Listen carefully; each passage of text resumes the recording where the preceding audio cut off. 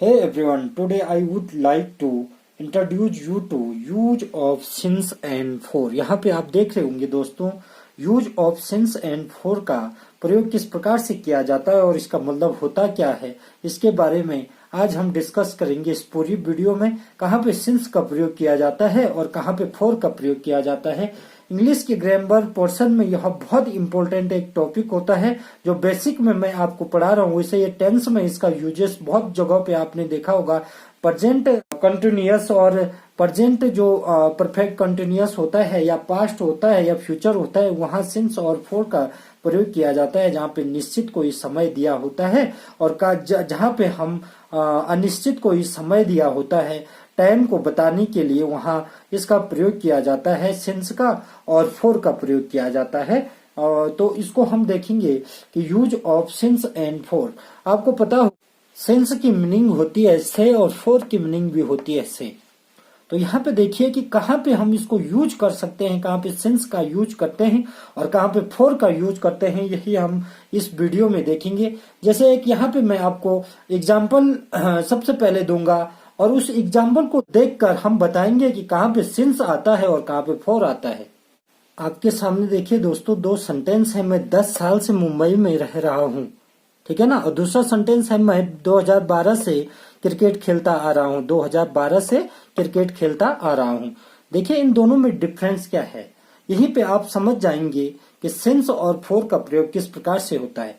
यहाँ पे देखिए, जहाँ पे आपको एक्यूरेट एक समय दिया हो, वहां पे देखिए जैसे यहाँ पे आपको दिखाई दे रहा होगा कि 2012 यह एक समय को दर्शा रहा है, ठीक है ना।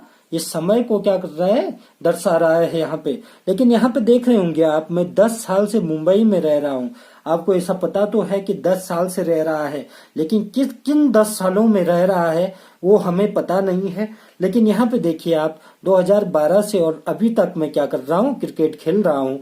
तो ये आपको यहाँ पे पता चल गया होगा कि यहाँ पे सिंस का प्रयोग किया जाता है, जहाँ पे समय का, एक निश्चित समय का, पॉइंट ऑफ टाइम जो होता है उसका क्या किया जाता है, प्रयोग किया जाता है। तो वहां पे हम क्या करते हैं, हमेशा सिंस का प्रयोग करते हैं। और जहां पे आपको दिखाई दे रहा होगा, जहां पे जैसे 10 साल, जैसे आपके पास बोल दिया कोई तारीख है या कोई समय है, उसको हम क्या नहीं करते हैं, जानते नहीं है कि कब से वो स्टार्ट हुआ और कब एंड होगा उसका। तो वहां पे हमेशा याद रखना फोर का प्रयोग किया जाता है। यहाँ पे मैं इसको ट्रांसलेशन करूंगा तो ये हो जाएगा आई हैव बीन, ठीक है ना। लिविंग, लिव मतलब रहना होता है, लिविंग क्योंकि प्रेजेंट कंटिन्यूअस का सेंटेंस लिया है दोस्तों, इसलिए यहाँ पे आईएनजी लग रहा है वर्ब के साथ। इन मुंबई फॉर 10 years, ठीक है ना। ये हमारा सेंटेंस क्या हो गया, कंप्लीट हो गया, ठीक है। अब यहाँ पे देखिए, यहाँ पे फोर का प्रयोग किया गया है। मैंने कहा ये 10 साल तो बोल रहा है, लेकिन ये 10 साल कौन से 10 साल के बारे में बात कर रहा है ये मुझे मालूम नहीं है, इसलिए वहां पे हमेशा याद रखना फोर का प्रयोग किया जाता है। और सिंस का प्रयोग देखिए यहाँ पे इस प्रकार से ये सेंटेंस हो जाएगा, I have been playing cricket since 2012, ठीक है, 2012, ठीक है ना। 2012 से मैं क्या कर रहा हूँ, क्रिकेट खेलता आ रहा हूँ, जो अभी भी मैं खेल रहा हूँ, ठीक है ना। तो ये हमेशा याद रखना, जो कार्य स्टार्ट हुआ है 2012 से और अभी तक रुका नहीं है, तो हमेशा याद रखना सिंस का प्रयोग किया जाए। और फोर का प्रयोग वहां होगा जहाँ पे आपको पता होगा 10 साल तो बता रहा है, लेकिन 10 साल का फिक्स कोई टाइम नहीं है कि कौन से 10 साल हैं जिससे मैं मुंबई में रह रहा हूँ। तो आपको इतना समझ में आ चुका होगा कि सिंस का प्रयोग कहाँ पे किया जाता है और फोर का प्रयोग कहाँ पे किया जाता है। यहाँ पे दोनों मैंने दो एग्जाम्पल, ये एक सिंस का और एक फोर का एग्जाम्पल आपके सामने रखा, तो ये आपके समझ में आ चुका होगा। देखते हैं आगे। तो सिंस का प्रयोग आप देख रहे होंगे, पॉइंट ऑफ टाइम, जो निश्चित समय होता है जब हम या आप सही डेट और टाइम को जानते हैं, ठीक है ना। जैसे मैंने अभी आपको एक एग्जाम्पल दिया था कि मैं 2012 से क्रिकेट खेलता आ रहा हूं, तो वहां पे हम हमेशा याद रखना सिंस का प्रयोग किया जाता है।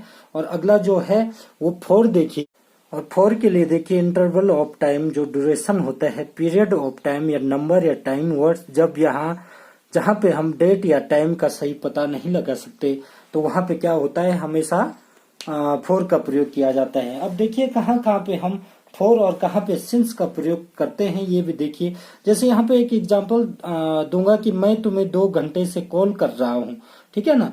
तो हमेशा याद रखना जहां पे कॉल के लिए 2 घंटे आ रहा है तो हमेशा याद रखना वो 2 घंटे वहां पे निश्चित नहीं है, और हमारे पास जहां पे समय निश्चित होता है वहां पे सिंस का प्रयोग किया जाता है, और जहां पे अनिश्चित समय होता है, टाइम का कोई पता नहीं रहता है, वहां पे फॉर का प्रयोग किया जाता है। यहाँ पे देखिए सिंस का प्रयोग जैसे 2020 है, 2020 है, संडे है, जनवरी है, 7 o'clock है, एंड ऑफ लास्ट सेंचुरी। तो ये फिक्स कोई टाइम का जो एग्जैक्ट टाइम होता है उसको, एग्जैक्ट टाइम और पीरियड को दर्शा रहे हैं। आपको पता होगा जैसे 2020 को संडे को दर्शा रहे हैं, जनवरी एक फिक्स है, ठीक है ना, 7 o'clock एक फिक्स टाइम है, एंड ऑफ लास्ट सेंचुरी एक फिक्स क्या है समय है। अब यहाँ 4 देखिए, 2 years, कौन से 2 years थे उसका पता नहीं है, 3 months, कौन से 3 months, 10 days कौन से, 6 hours कौन से 6 घंटे, 40 मिनट कौन से 40 मिनट। तो हमेशा आप याद रखना सिंस और फॉर का प्रयोग आपको अच्छी तरीके से समझ में आ चुका होगा। यदि आपको मेरी वीडियो पसंद आ रही है दोस्तों तो प्लीज मेरे चैनल को सब्सक्राइब कीजिए, और साइड में जो घंटी है उसको प्रेस करके वहां ऑल पे प्रेस कीजिए, और ज्यादा से ज्यादा शेयर की। तब तक के लिए thank you very much, bye bye.